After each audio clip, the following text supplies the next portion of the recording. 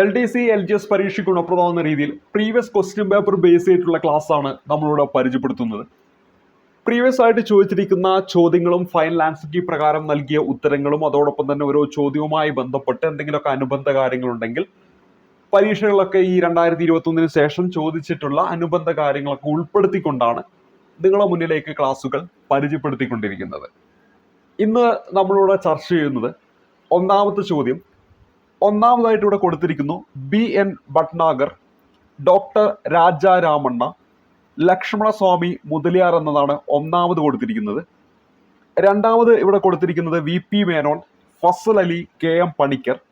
മൂന്നാമത് കൊടുത്തിരിക്കുന്നത് ഗുൽസറിലാൽ Nanda, TT Krishnamachari, CD Deshmukh എന്നിങ്ങനെയാണ് മൂന്നാമത് ഇവിടെ കൊടുത്തിരിക്കുന്നത്. ഇവയിൽ ഭാഷാടിസ്ഥാനത്തിൽ ഇന്ത്യൻ സംസ്ഥാനങ്ങൾ പുനഃസംഘടന നടത്താൻ വേണ്ടി രൂപീകരിച്ച കമ്മിറ്റിയിലെ അംഗങ്ങൾ ആരെല്ലാം എന്നാണ് നമ്മുടെ ചോദ്യമായിട്ട് തന്നിരിക്കുന്നത്. അപ്പൊ ഇവിടെ നമ്മുടെ ചോദ്യത്തിൽ ഓപ്ഷൻ എയിൽ 1 മാത്രം, ഓപ്ഷൻ ബിയിൽ 2 മാത്രം, ഓപ്ഷൻ സിയിൽ 3 മാത്രം എന്നാണ് കൊടുത്തിരിക്കുന്നത്. ഇവിടെ നമ്മുടെ ഉത്തരം എന്ന് പറയുന്നത് ഇവയൊന്നുമല്ല എന്നതാണ് നമ്മുടെ ഉത്തരമായിട്ട് വരുന്നത്. എന്തുകൊണ്ടാണ് ഇവിടെ ഓപ്ഷൻ ഡി അപ്പോൾ സെലക്ട് ചെയ്തത്? നമുക്കറിയാം, സ്വാതന്ത്ര്യാനന്തര ഇന്ത്യയിൽ ഒരു നാട്ടുരാജ്യത്തു തന്നെ വ്യത്യസ്തമായിട്ടുള്ള ഭാഷകൾ സംസാരിക്കുന്നവർ ഉണ്ടായിരുന്നു. അതിനാൽ ഭാഷാടിസ്ഥാനത്തിൽ സംസ്ഥാനങ്ങൾ രൂപീകരിക്കണമെന്ന ആവശ്യമെന്നാണ് ഇന്ത്യയുടെ വിവിധ ഭാഗങ്ങളിൽ നിന്നൊക്കെ ഉയർന്നു വന്നു. അങ്ങനെ ഒരു ഭാഷയുടെ അടിസ്ഥാനത്തിൽ സംസ്ഥാനങ്ങളെ പുനഃസംഘടിപ്പിക്കുന്നതിനായിട്ട് എന്ത് രൂപീകരിച്ചു? ഒരു കമ്മീഷൻ രൂപീകരിച്ചു. ആ കമ്മീഷനെയാണ് നമ്മൾ എന്തെന്ന് വിളിച്ചത്? സംസ്ഥാന പുനഃസംഘടനാ കമ്മീഷൻ എന്ന് വിളിച്ചത്. എന്താണ്? സംസ്ഥാന പുനഃസംഘടനാ കമ്മീഷൻ എന്ന് വിളിച്ചത്.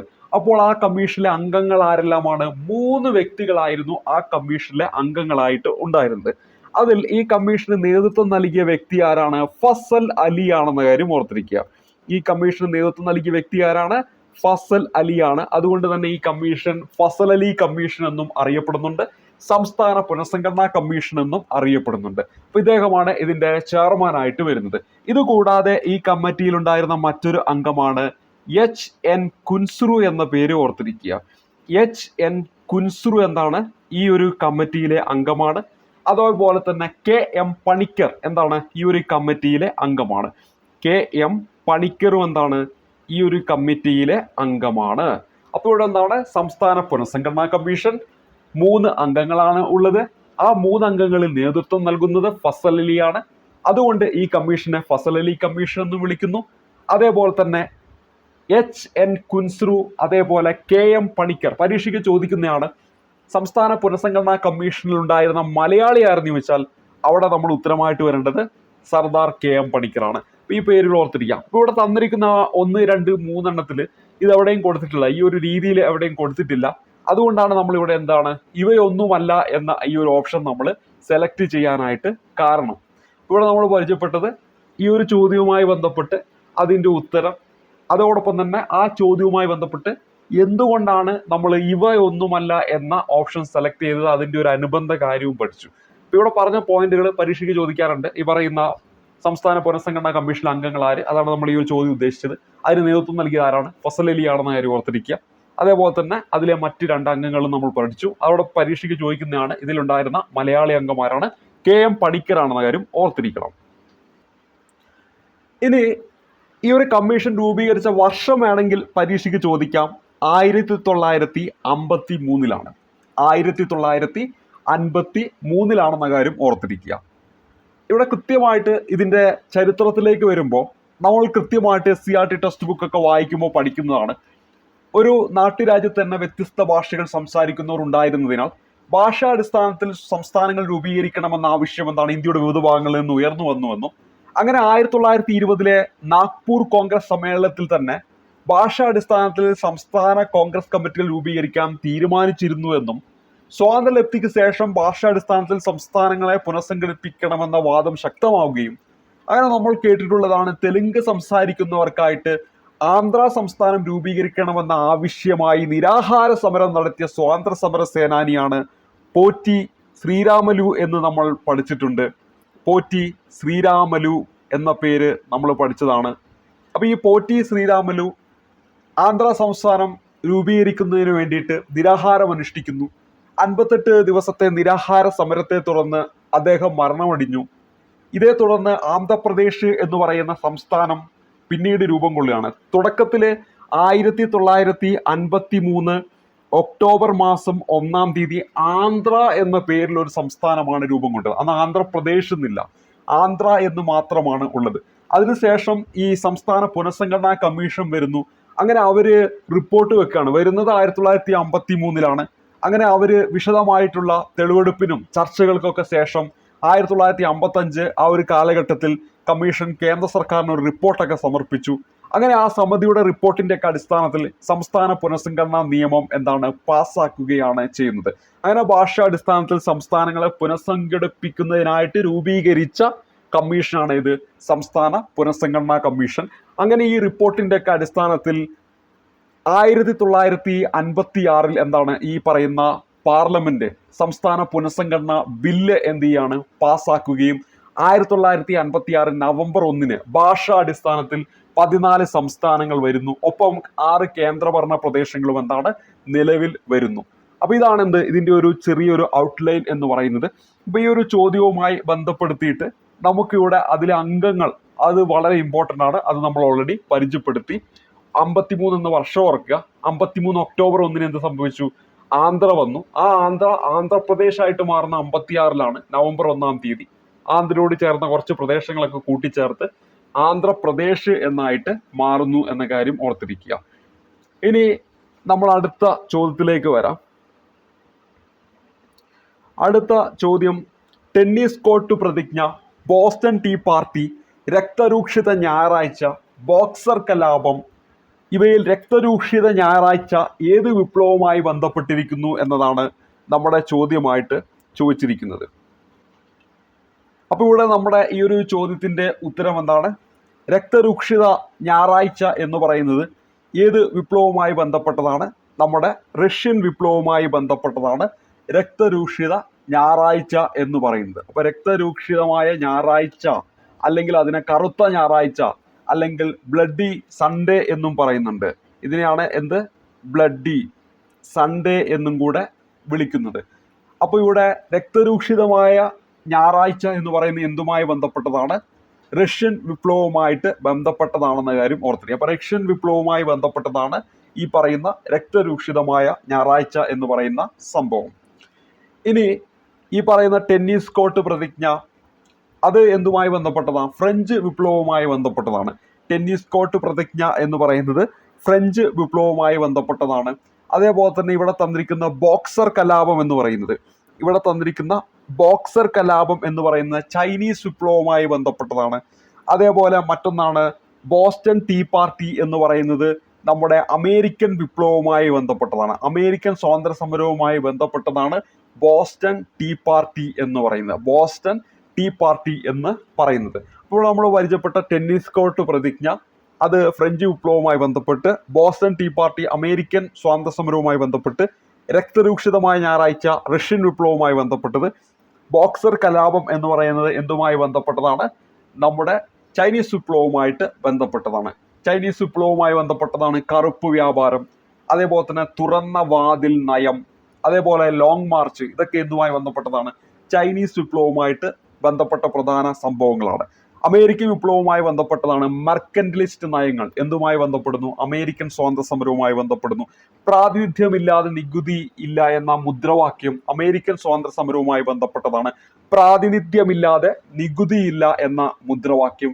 അതേപോലെ തന്നെ ഒലീവ് ബ്രാഞ്ച് പെറ്റീഷൻ എന്തുമായി ബന്ധപ്പെട്ടിരിക്കുന്നു വെച്ചാൽ അതും അമേരിക്കൻ സ്വാതന്ത്ര്യ സമരവുമായി ബന്ധപ്പെട്ടതാണ്. കോണ്ടിനെന്റൽ കോൺഗ്രസ് സമ്മേളനങ്ങൾ അമേരിക്കൻ സ്വാതന്ത്ര്യ സമരവുമായി ബന്ധപ്പെട്ടതാണ്. അമേരിക്കൻ സ്വാതന്ത്ര്യ സമരവുമായി ബന്ധപ്പെട്ട ഏറ്റവും പ്രധാനപ്പെട്ട പാരീസ് ഉടമ്പടി എന്തുമായി ബന്ധപ്പെട്ടിരിക്കുന്നു? അമേരിക്കൻ സ്വാതന്ത്ര്യ സമരവുമായിട്ട് ബന്ധപ്പെട്ടതാണ്. അതുപോലെ തന്നെ ബാസ്റ്റിൽ ജയിലിന്റെ പതനം അതെന്തുമായി ബന്ധപ്പെട്ടതാണ്? ഫ്രഞ്ച് വിപ്ലവവുമായി ബന്ധപ്പെട്ടതാണ്. ഭീകരവാഴ്ച എന്ന് പറയുന്നത്, സെപ്റ്റംബർ കൂട്ടക്കൊല എന്നൊക്കെ പറയുന്നത് നമ്മുടെ ഫ്രഞ്ച് വിപ്ലവവുമായിട്ട് ബന്ധപ്പെട്ടതാണ്. ഫെബ്രുവരി വിപ്ലവം, ഒക്ടോബർ വിപ്ലവം, രക്തരൂക്ഷിതമായ ഞായറാഴ്ച അല്ലെങ്കിൽ കറുത്ത ഞായറാഴ്ച അല്ലെങ്കിൽ ബ്ലഡി സൺഡേ എന്നിവയെല്ലാം റഷ്യൻ വിപ്ലവവുമായിട്ട് ബന്ധപ്പെട്ട. അപ്പൊ ഈ ചോദ്യങ്ങൾ ഈ പറഞ്ഞ ഓരോ ടേമുകൾ എടുത്തുകൊണ്ട് വേണമെങ്കിൽ അതും ഇതിൽ ഉൾക്കൊള്ളിച്ചുകൊണ്ട് ചോദ്യമായിട്ട് പ്രതീക്ഷിക്കാം. അപ്പോൾ ഇവിടെ നമ്മൾ ഈ ഒരു ചോദ്യവുമായി ബന്ധപ്പെട്ട് ചോദിക്കാവുന്ന കുറച്ച് പോയിന്റുകളും കൂടി ആഡ് ചെയ്തിട്ടുണ്ട്. ഇനി അടുത്ത ചോദ്യത്തിലേക്ക് വരാം. പെൻഗംഗ, തുംഗഭദ്ര, ദാമോദർ, തീസ്ത ഇന്ത്യയിലെ ചില നദികളാണിവ. ഇതിൽ ഗോദാവരിയുടെ പോഷക നദി ഏതെന്നാണ് നമ്മുടെ ചോദ്യമായിട്ട് ചോദിച്ചിരിക്കുന്നത്. അപ്പൊ നമ്മളോട് ചോദിച്ചിരിക്കുന്നത് എന്തുവാ? ഗോദാവരിയുടെ പോഷക നദിയാണ് ചോദിച്ചിരിക്കുന്നത്. ഇവിടെ നമ്മുടെ ഉത്തരമായിട്ട് വരേണ്ട ഏതാണ്? ഗോദാവരിയുടെ പോഷക നദി ഏതെന്നാണ് നമ്മുടെ ചോദ്യം. ഇവിടെ ഉത്തരമായിട്ട് വരേണ്ടത് ഏതാണ്? സി ആണ്. അതായത് പെൻഗംഗ എന്നതാണ് ഇവിടെ ഗോദാവരിയുടെ പോഷക നദിയായിട്ട് വരുന്നത്. അപ്പൊ ഗോദാവരിയുടെ പ്രധാനപ്പെട്ട പോഷക നദികൾ ഏതൊക്കെയാണ്? പെൻഗംഗ, ഇന്ദ്രാവതി, ശബരി, പ്രാൺഹിത, മഞ്ജിര, പൂർണ എന്നിവയെല്ലാം എന്താണ്? നമ്മുടെ ഗോദാവരിയുടെ പ്രധാനപ്പെട്ട പോഷക നദികളാണെന്ന കാര്യം ഓർത്തിരിക്കുക. അപ്പോൾ ഗോദാവരിയുടെ പ്രധാനപ്പെട്ട പോഷക നദികൾ ഏതൊക്കെയാണ്? ഇന്ദ്രാവതി, മഞ്ജിര, ശബരി, പ്രാൺഹിത, പെൻഗംഗ, പൂർണ എന്നിവയാണ് എന്ത്? ഗോദാവരിയുടെ പ്രധാനപ്പെട്ട പോഷക നദികൾ. ഇപ്പോൾ ഗോദാവരി എന്ന ഈ നദിയുടെ പ്രത്യേകത എന്താണ്? നമ്മുടെ മഹാരാഷ്ട്രയിലെ നാസിക്കിലെ ത്രയംബക് കുന്നുകളിൽ നിന്നാണ് നമ്മൾ പഠിക്കുന്നതാണ്. എവിടെ നിന്നാണ്? ത്രയംബക്. എവിടെ നിന്നാണ്? ത്രയംബക്. ഈ കുന്നുകളിൽ നിന്നാണ് ഗോദാവരി ഉത്ഭവിക്കുന്നത്. 1465 കിലോമീറ്ററോളം നീളം വരുന്ന നമ്മുടെ ഗോദാവരിയാണ് ദക്ഷിണേന്ത്യയിലെ ഏറ്റവും നീളം കൂടിയ നദി, ഏറ്റവും നീളം കൂടിയ ഉപദ്വീപ്യ നദി എന്നൊക്കെ അറിയപ്പെടുന്നു. ഇനി പൂർണ്ണമായും ഇന്ത്യയിലൂടെ ഒഴുകുന്ന ഏറ്റവും നീളം കൂടിയ ഉപദ്വീപ്യ നദി ചോദിച്ചാലും അത് ഗോദാവരി നദിയാണ്. ഡക്കാൻ പീഠഭൂമിയിലൂടെ ഒഴുകുന്ന ഏറ്റവും വലിയ നദി, വൃദ്ധഗംഗ എന്നറിയപ്പെടുന്ന നദി, ദക്ഷിണഗംഗ എന്ന പേരിൽ അറിയപ്പെടുന്ന നദി. ഈ ഗോദാവരി നദി പതിക്കുന്നത് ബംഗാൾ ഉൾക്കടലിലാണ്. അതുപോലെ ഗോദാവരി നദി ഗിരികന്ധര താഴ്വര സൃഷ്ടിക്കുന്ന ഒരു പ്രദേശമുണ്ട്. ആ പ്രദേശമാണ് പോളാവരം എന്നറിയപ്പെടുന്നത്. എന്താണ് ആ പ്രദേശമാണ്? പോളാവരം വാരം എന്നറിയപ്പെടുന്നത്. പോളാവാരം എന്നറിയപ്പെടുന്നത്. എന്താണ് പറഞ്ഞത്? ഗോദാവരി നദി ഗിരികന്ധര താഴ്വര സൃഷ്ടിക്കുന്ന പ്രദേശമാണ് പോളാവാരം. ഗോദാവരി നദി ഗിരികന്ധര താഴ്വര സൃഷ്ടിക്കുന്ന പ്രദേശമാണ് ഏത്? പോളാവാരം എന്ന് പറയുന്നത്. അതുപോലെ ഗോദാവരി നദിയുടെ പ്രധാനപ്പെട്ട പോഷക നദികൾ നമ്മൾ പരിചയപ്പെട്ടു. ഏതെല്ലാമാണ്? നമ്മുടെ ഇന്ദ്രാവതി, മഞ്ജിര, ശബരി, പ്രാൺഹിത, പെൻഗംഗ, പൂർണ.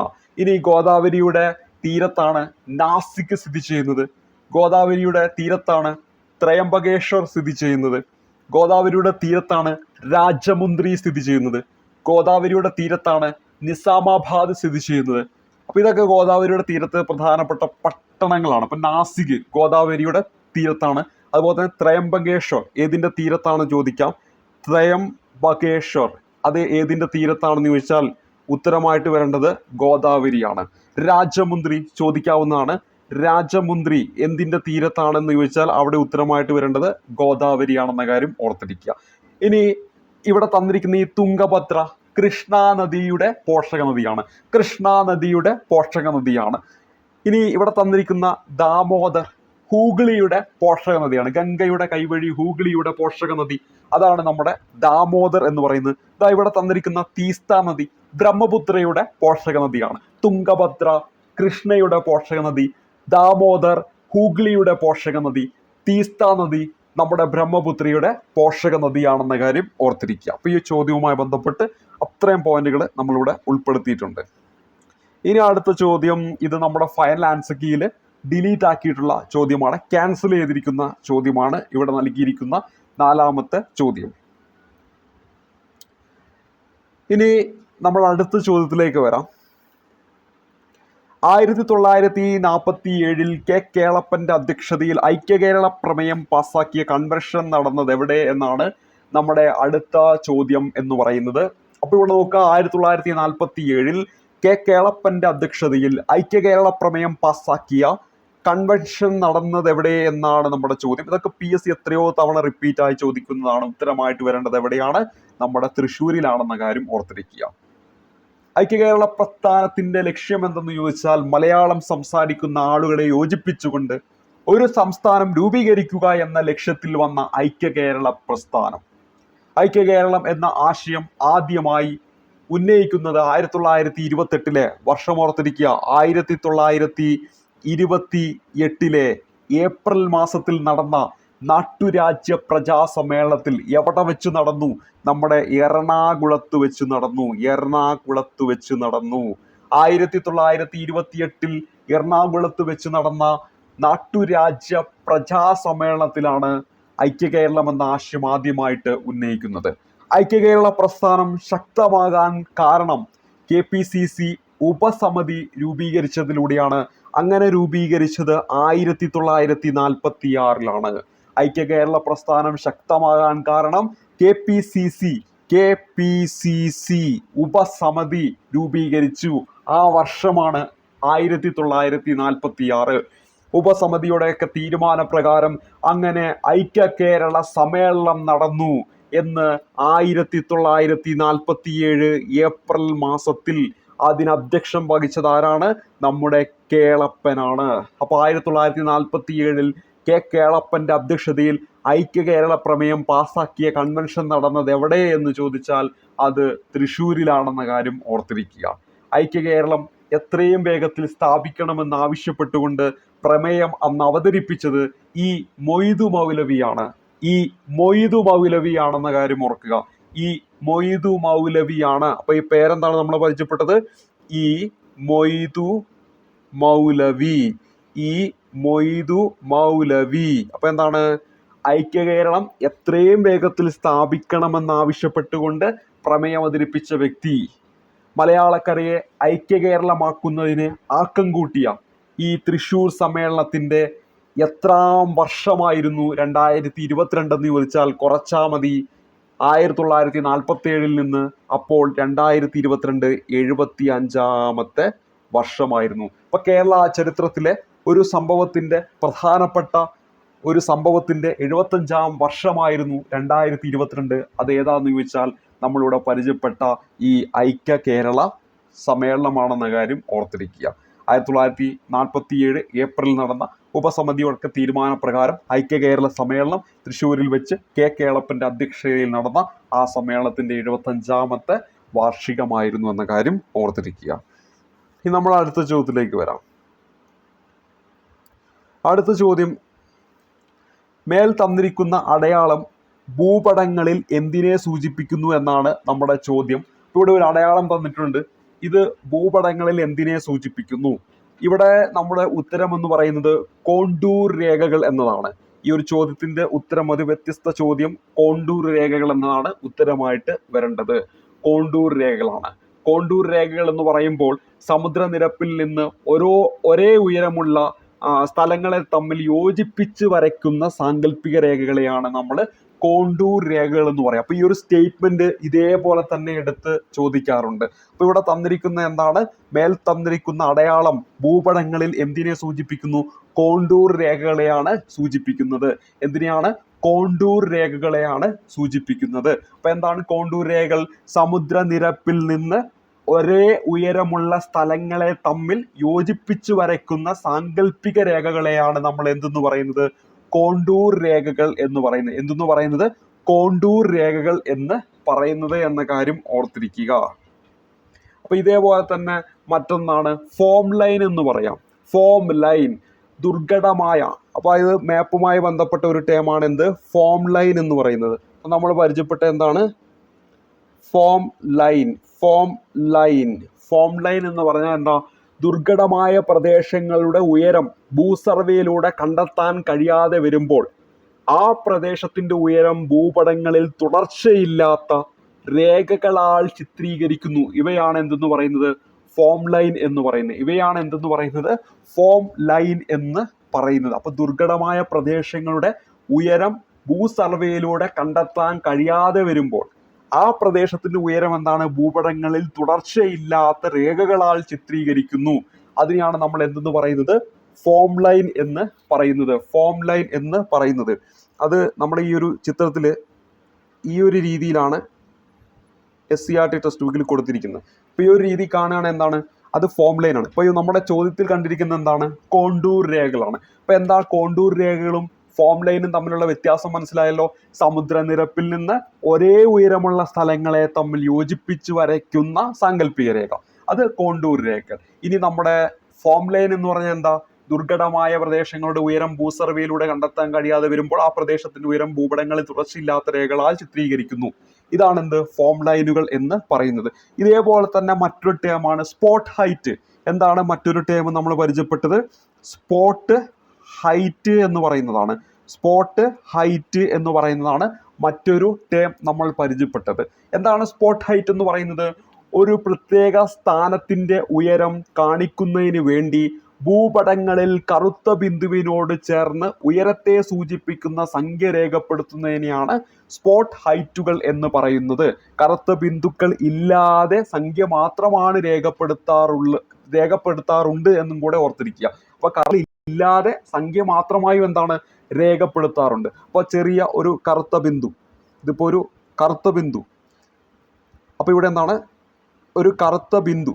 ആ കറുത്ത ബിന്ദുവിന്റെ നേരെ എന്താണ് എത്രയാണോ ഉയരം, ഇപ്പൊ 240 എന്ന് കൊടുത്തിരിക്കുന്നു. അപ്പൊ ഈ ഒരു രീതിയിൽ എന്താണ് ഉയരം രേഖപ്പെടുത്തുന്നു. ചിലപ്പോൾ ഈ കറുത്ത ബിന്ദു ഇല്ലാതെയും എന്ത് ചെയ്യാം, ഉയരം രേഖപ്പെടുത്താം എന്നും കൂടെ ഓർത്തിരിക്കുക. ഇവിടെ നമ്മൾ പരിചയപ്പെട്ടത് എന്താണ്? നമ്മുടെ ഈ ഒരു ചോദ്യത്തിൽ നമ്മൾ പരിചയപ്പെട്ടിരിക്കുന്ന ടേം എന്താണ്? മറക്കരുത്, സ്പോട്ട് ഹൈറ്റ് ആണ്. സ്പോട്ടിൽ ഹൈറ്റ് രേഖപ്പെടുത്തുകയാണ്. ഒരു പ്രത്യേക സ്ഥാനത്തിന്റെ ഉയരം കാണിക്കുന്നതിന് വേണ്ടി ഭൂപടങ്ങളിൽ കറുത്ത ബിന്ദുവിനോട് ചേർന്ന് എന്താണ് ഉയരം സൂചിപ്പിക്കുന്ന സംഖ്യ രേഖപ്പെടുത്തുന്നതിനാണ് സ്പോട്ട് ഹൈറ്റുകൾ എന്ന് പറയുന്നത്. ഇത് കറുത്ത ബിന്ദുകൾ ഇല്ലാതെയും എന്താണ് സംഖ്യ മാത്രമായി രേഖപ്പെടുത്താറുണ്ടെന്ന കാര്യം കൂടി ഓർക്കാം. ഇനി മറ്റൊരു ടേമും കൂടെ ഇവിടെ നമുക്ക് പരിചയപ്പെടാം. നമ്മൾ ഈ പരിചയപ്പെടാൻ പോകുന്നത് ട്രയാങ്കുലേറ്റഡ് ഹൈറ്റ് എന്നതാണ്. അപ്പോൾ പരീക്ഷയ്ക്കൊക്കെ ചോദിക്കുന്നതാണ്, എന്താണ് ട്രയാങ്കുലേറ്റഡ് ഹൈറ്റ്? എന്താണ് ട്രയാങ്കുലേറ്റഡ് ഹൈറ്റ് എന്ന് പറയുന്നത്? എന്താണ് ട്രയാങ്കുലേറ്റഡ് ഹൈറ്റ് എന്ന് പറയുന്നത്? ട്രിഗണോമെട്രിക്കൽ സർവേയിലൂടെ, നമ്മൾ ട്രിഗ്നോമെട്രി എന്ന് കേട്ടിട്ടില്ല, സൈനും കോസും, അങ്ങനെയുള്ള ട്രിഗ്നോമെട്രിക്കൽ സർവേയിലൂടെ കണ്ടെത്തിയ സ്ഥലത്തിന്റെ ഉയരം ഈ ഒരു ചിഹ്നത്തിൽ ഭൂപടങ്ങളിൽ രേഖപ്പെടുത്തുന്നു. അതിനെയാണ് നമ്മൾ എന്തെന്ന് പറഞ്ഞാൽ ട്രയാങ്കുലേറ്റഡ് ഹൈറ്റ്. കണ്ടോ, ഇതൊരു ട്രയാങ്കിൾ ആണ്. അപ്പോൾ ആ ട്രയാങ്കിൾ ചിഹ്നത്തിൽ എന്താണ് രേഖപ്പെടുത്തുന്നു. അപ്പോൾ ഇവിടെ എന്താണ് ട്രയാങ്കുലേറ്റഡ് ഹൈറ്റ്. ഇത് നമ്മൾ ഭൂപടം നോക്കി ഇങ്ങനെ ഒരു ട്രയാങ്കിൾ ചിഹ്നം ഉണ്ടാവും, നടുക്കൊരു കുത്തുണ്ടാവും. എന്നിട്ട് അതിൻ്റെ തൊട്ടടുത്തായിട്ട് എത്രയാണോ ഹൈറ്റ് അത് രേഖപ്പെടുത്തും. ഇപ്പോൾ 200 അങ്ങനെ രേഖപ്പെടുത്തും. അതിനെയാണ് നമ്മൾ എന്തെന്ന് പറയുന്നത് ട്രയാങ്കുലേറ്റഡ് ഹൈറ്റ്. ഒരിക്കൽ കൂടി പറയാം, ട്രിഗ്നോമെട്രിക്കൽ സർവേയിലൂടെ കണ്ടെത്തിയ സ്ഥലത്തിന്റെ ഉയരം ഈ ഒരു ചിഹ്നത്തോടെ ഭൂപടത്തിൽ രേഖപ്പെടുത്തുന്നു. അതാണ് എന്ത് ട്രയാങ്കുലേറ്റഡ് ഹൈറ്റ്. അപ്പൊ നമ്മൾ നോക്കുമ്പോൾ മനസ്സിലാക്കണം, അത് ഈ ഒരു സർവേയിലൂടെയാണ് കണ്ടെത്തിയിരിക്കുന്നത്. ഇനി പരീക്ഷയ്ക്ക് എപ്പോഴും ചോദിക്കാറുള്ള ഒന്നാണ്, എന്താണോ ബെഞ്ച് മാർക്ക്?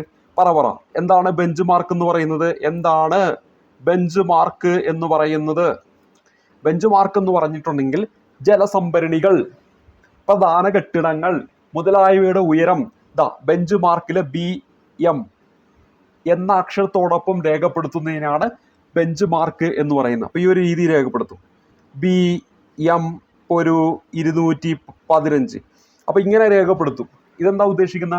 ജലസംഭരണികൾ, പ്രധാന കെട്ടിടങ്ങൾ മുതലായവയുടെ ഉയരം എന്താണ് BM എന്ന അക്ഷരത്തോടൊപ്പം രേഖപ്പെടുത്തും. ഇതിനെയാണ് നമ്മൾ ബെഞ്ച് മാർക്ക് എന്ന് പറയുന്നത്. പരീക്ഷയിലൊക്കെ ചോദിക്കാൻ സാധ്യതയുള്ള 5 ടേമുകളാണ് പരിചയപ്പെടുത്തിയത്. കോണ്ടൂർ രേഖകൾ, ഫോം ലൈന്, പിന്നെ spot height, triangulated height, bench mark. മനസ്സിലായിട്ടുണ്ടാവുമെന്ന് വിചാരിക്കുന്നു. അപ്പോൾ ഇത് പരീക്ഷയിലൊക്കെ ചോദിക്കാവുന്നതാണ്.